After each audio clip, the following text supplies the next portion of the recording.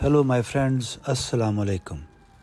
Let's study another thought from the amazing Quran by Dr. Gary Miller. He writes, a truly scientific approach to the Quran is possible because the Quran offers something that is not offered by other religious scriptures. It is what scientists demand. Today, there are many people who have ideas and theories about how the universe works. These people are all over the place, but the scientific community does not even bother to listen to them.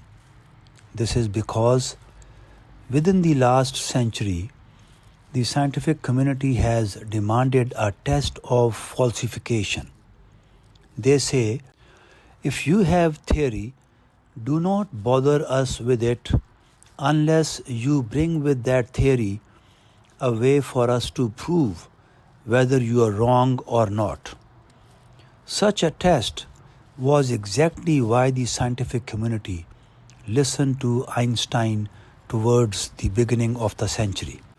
He came up with a new theory and said, I believe the universe works like this, and here are 3 ways to prove whether I am wrong. So, the scientific community subjected his theory to the tests, and within 6 years, it passed all 3. Of course, this does not prove that he was great, but it proves that he deserved to be listened to because he said, this is my idea, and if you want to try to prove me wrong, do this or try that. This is exactly what the Quran has: falsification tests. Some are old in that they have already been proven true, and some still exist today. Basically, it states, if this book is not what it claims to be, then all you have to do is this or this or this to prove that it is false. Of course, in 1400 years, no one has been able to do this or this or this, and thus it is still considered true and authentic. My friends, after this, Dr. Gary Miller talks about falsification test. He writes, I suggest to you that the next time you get into dispute with someone about Islam and he claims that he has the truth and that you are in darkness, you leave all other arguments at first and make this suggestion. Ask him, is there any falsification test in your religion? Is there anything in your religion that would prove you are wrong if I could prove to you that it exists? Anything? Well, I can promise right now that people will not have anything. No test, no proof, nothing.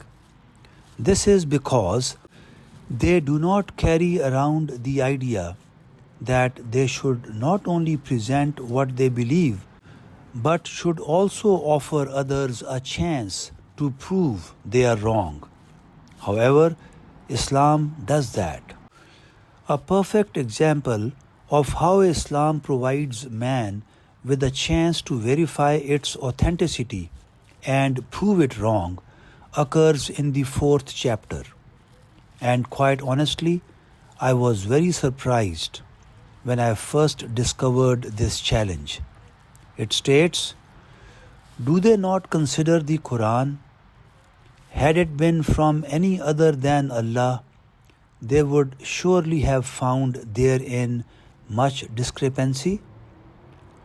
This is a clear challenge to the non-Muslim. Basically, it invites him to find a mistake.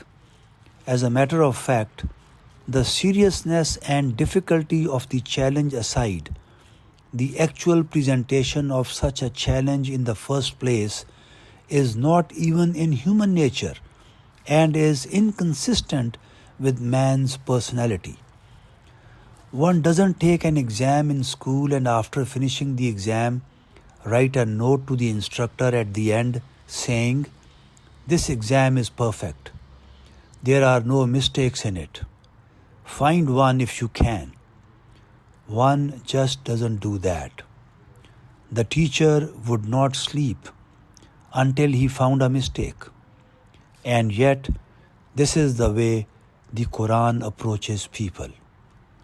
Thank you for listening, my friends. Assalamu alaikum.